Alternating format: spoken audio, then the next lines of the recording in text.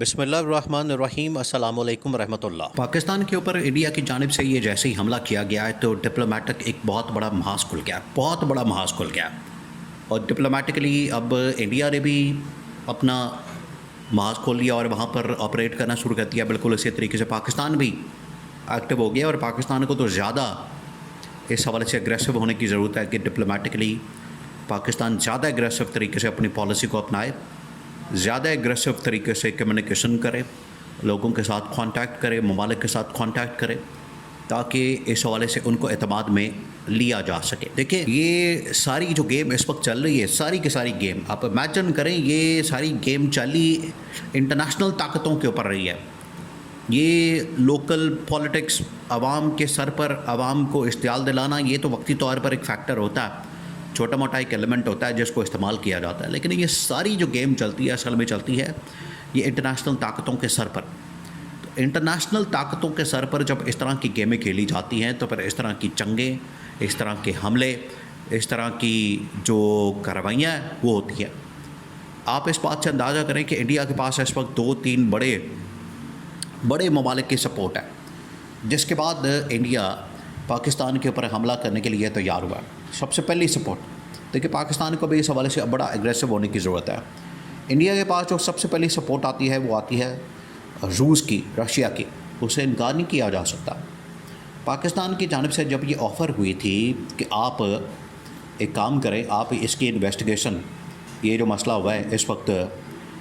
پہلگام کے اندر، اگر آپ چاہتے ہیں کہ اس کی تحقیقات کروا لی جائیں، انویسٹیگیشن کروا لی جائیں انٹرنیشنلی، تو اس میں آپ اس کا جو ہیڈ ہے، سربراہ ہے، وہ روس کو بنا لیں، روس اس کا سربراہ بن جائے، روس اس میں میڈیشن کریں، روس کی جانب سے ایک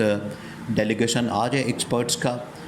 تحقیقات کرنے کے لیے، تو کر لے آ کے تحقیقات۔ پاکستان کو اس بات کا پتہ تھا کہ روس اور انڈیا کی آپس میں بڑی دوستی ہے، تو اس وجہ سے انڈیا مان سکتا ہے، لیکن انڈیا نے انکار کر دیا۔ انہوں نے کہا کہ نہیں، آپ یہ ہمیں مشورے اور تحقیقات اور یہ اس طرح کی باتیں نہ کریں۔ یہ روس نے ان کو کہا کہ پاکستان نے یہ جو آفر کی ہے تو اس پر آپ کا موقف کیا ہے؟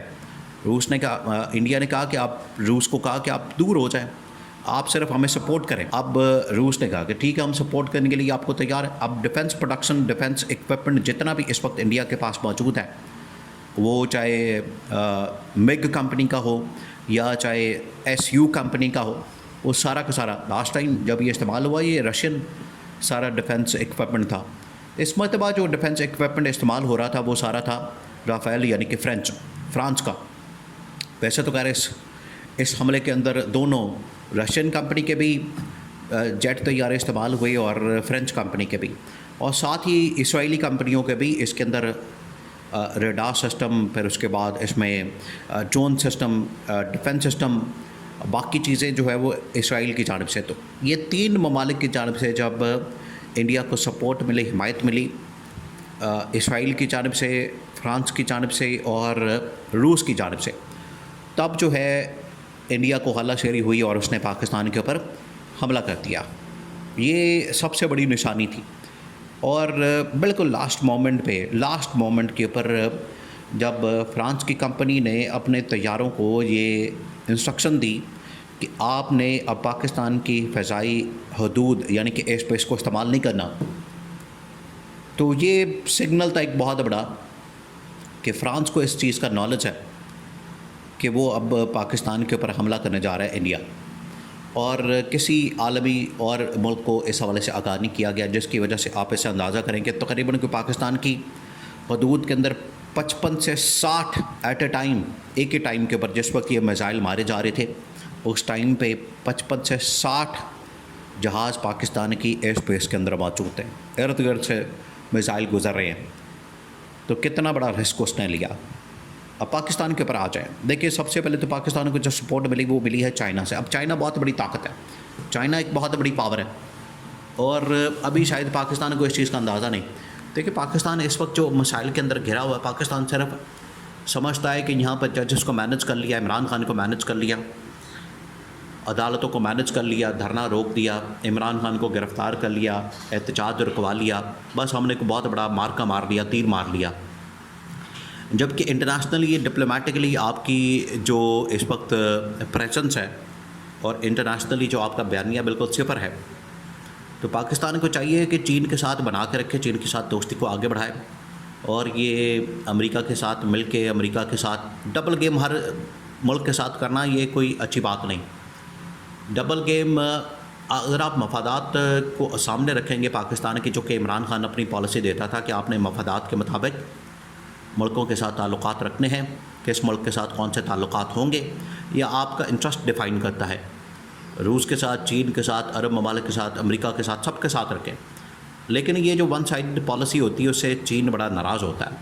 اس کے باوجود اس کرٹیکل ٹائم کے اوپر چین نے پاکستان کا ساتھ دیا، امریکہ نے نہیں.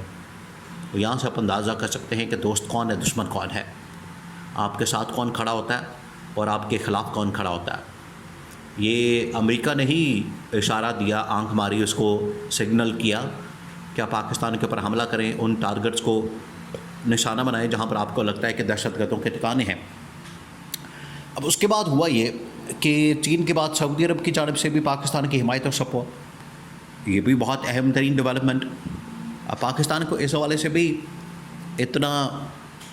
نہیں ہونا چاہیے کہ پاکستان بالکل اس کے اوپر کام ہی نہ کرے. انٹرنیشنلی بڑی اگریسو قسم کی پالیسی اپنانے کی ضرورت ہے. انڈیا کو بھی، انڈیا تو آلریڈی کر رہا ہے، لیکن پاکستان کو چاہیے کہ اس میں لیڈ کریں اور اس میں سعودی عرب، عرب ممالک کے ساتھ، چین کے ساتھ، ترکی کے ساتھ، روس کے ساتھ، امریکہ کے ساتھ اس حوالے سے پالیسی اپنائیں اور اس حوالے سے ان کے ساتھ ڈپلومیٹکلی اپنے ریلیشنز کو بلڈ اپ کریں، کیونکہ یہی وہ تعلقات ہوتے ہیں جو آپ کو پھر آپ کے پھر فائدے میں استعمال ہوتے ہیں، آپ کو پھر فائدہ دیتے ہیں.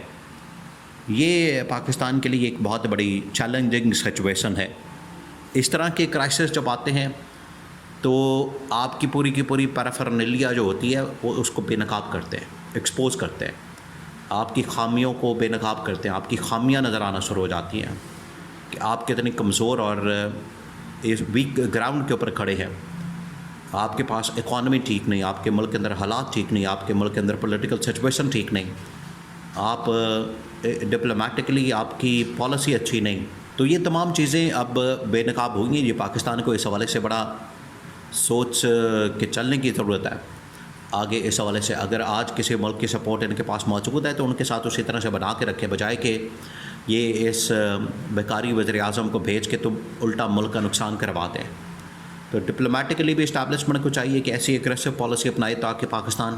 کو فائدہ ہو سکے. اور انڈیا کو جواب دینے کے لیے اب پاکستان کی ان ممالک کے سپورٹ انتہائی ناگزیر ہے.